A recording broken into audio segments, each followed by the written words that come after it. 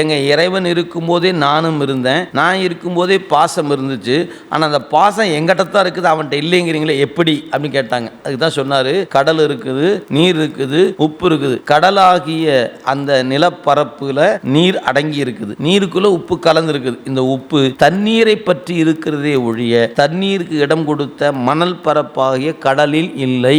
அது மாதிரி சிவத்துக்குள்ள நாம் இருக்க, நமக்குள்ள மலம் இருக்கு. இந்த மலம் யாரை பற்றி இருக்குது? நம்மை பற்றி இருக்குது. யாரை பற்றல? நமக்கு இடம் கொடுத்துருக்கு, சிவத்தை பற்றல. எனவே சிவத்துக்கு ஒருபோதும் மலப்பற்று இல்லை, நமக்கு மட்டும்தான் மலப்பற்று உண்டு. அதுக்கு எதுக்கு அருமையான உதாரணம் கடல், நீர், உப்பு. உப்பு தண்ணியை கொண்டு வந்து காய்ச்சினா தான் உப்பாகும். நீங்க அங்க இருக்கிற மணப்பரப்பை கொண்டு வந்து ஒரு பக்கம் கொண்டு வந்து போட்டால் உப்பாகுமா?